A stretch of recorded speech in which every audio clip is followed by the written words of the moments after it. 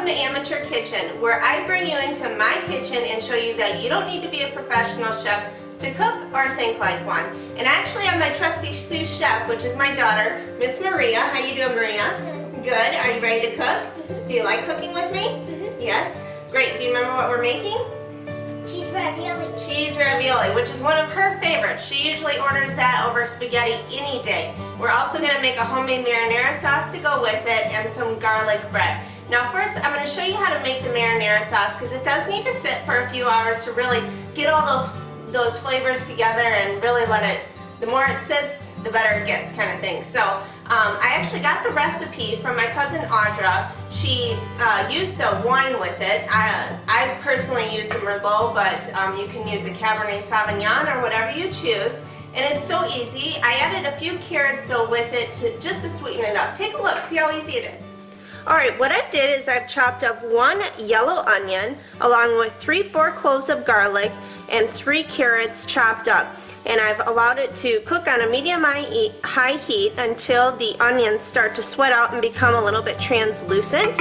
And from here, I'm going to add my Merlot, or you can use a Cabernet Sauvignon, whatever you prefer. I'm going to put about a cup or so in there, and I'm going to allow this to cook for about 10-15 minutes until it reduces by about half.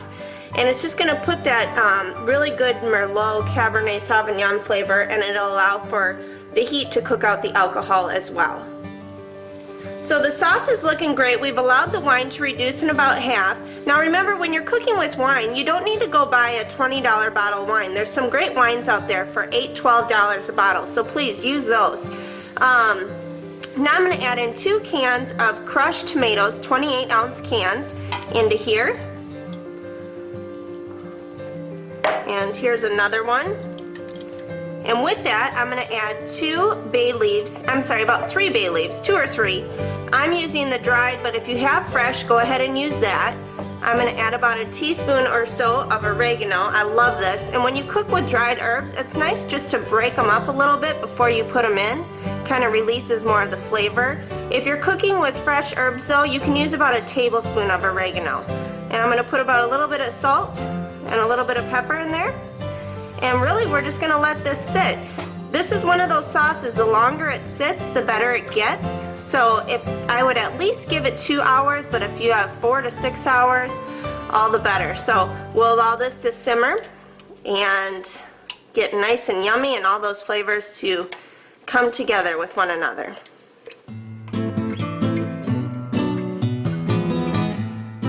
Alright, so you've seen how easy it was.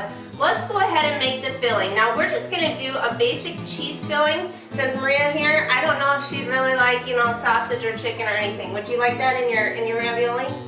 No?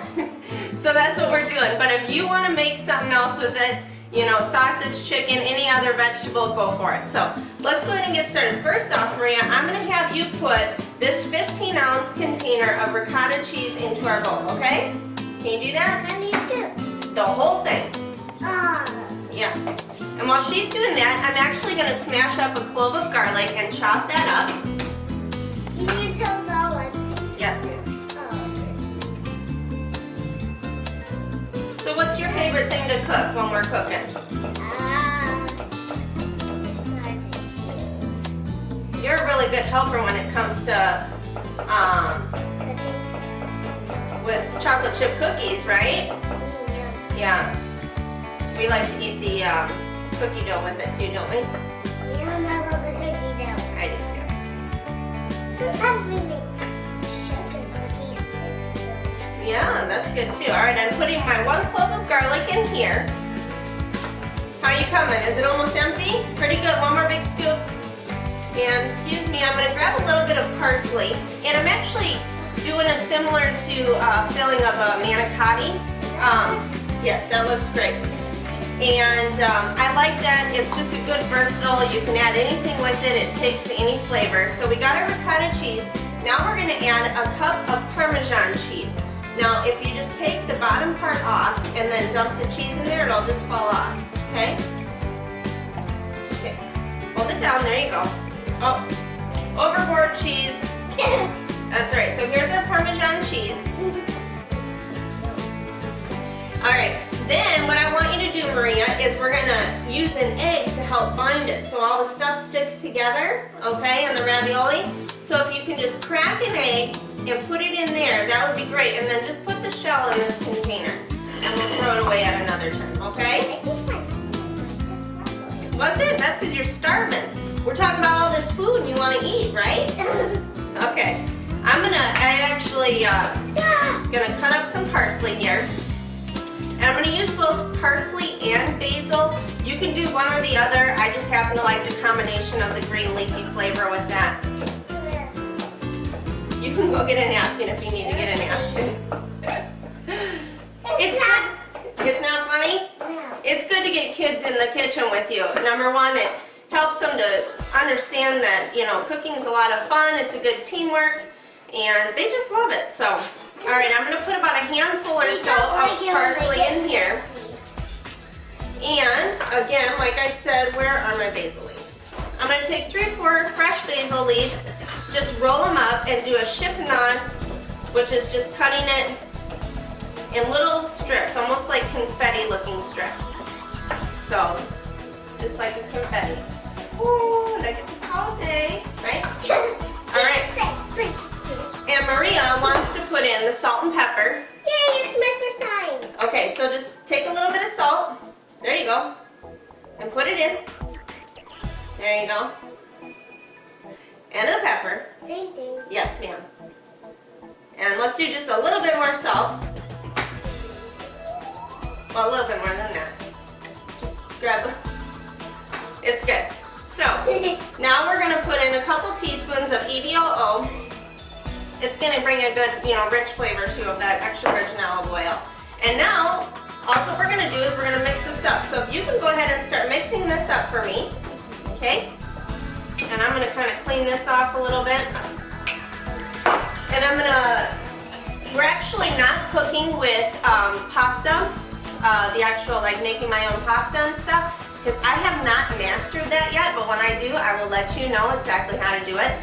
They make it look so easy on TV, but I just can't do it yet. So what I'm actually taking is some wonton wrappers and filling them with our filling, and then I'll put them in some boiling water with some salt in there too. But in order to hold the, keep it in there, keep stirring. In order to hold the wontons together, I'm going to use a little bit of egg wash so they don't fall apart right away. So I'm going to do this, and I'm just going to scramble it like this. And then we're going to set up a little assembly line of putting the filling into the wonton wraps. And then what I do is while I'm doing all the other ones, I have a cookie sheet and then I'll lay out a kind of a damp towel so it keeps them nice and moist before I'm ready to go to the stove with them. Yes, ma'am. That is looking delicious. Let's stir this up just a little bit more. Perfect. I think we're about ready to fill. Are you ready? Have you ever made raviolis before? No? All right. Well, here we go. I want to do the other egg. All right. So what we're doing is we're rocking out our ravioli right now. We practiced a few right now. And what I've done is I've taken our ricotta mixture that Maria helped me put together. And we're going to take a little bit of this and just get like a teaspoon or so of it. You don't want to fill it too full, otherwise it's going to come out the ends.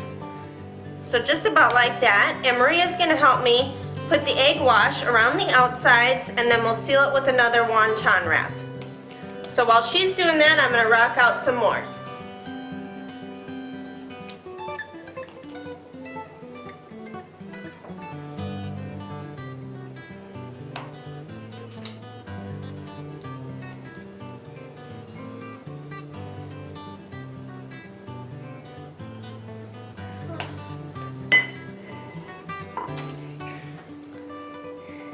Alright, and now we could just leave it like this and put it in the water like this, but I think we both want to use a little bit of a decorative piece for it.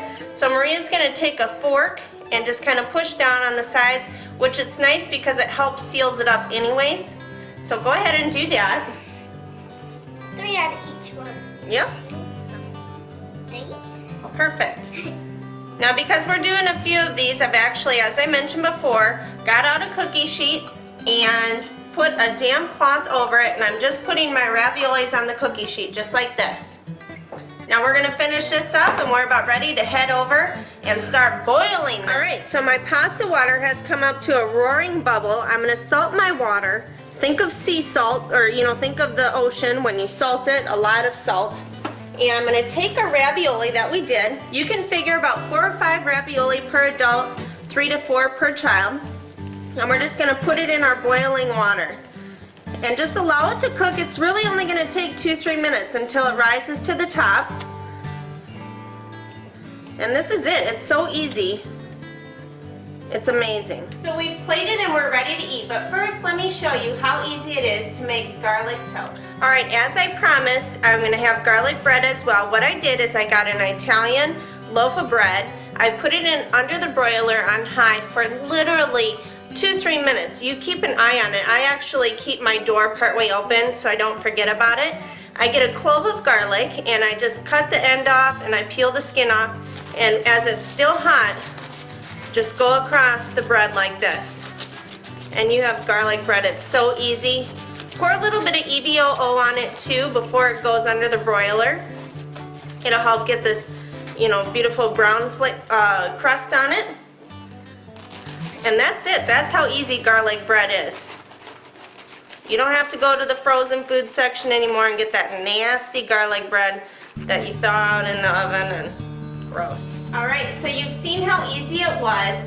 Did you have a good time, Maria? Yeah. Are you ready to try it? Are you excited? Yes, I am too. You've seen how easy it was. Let's take a bite.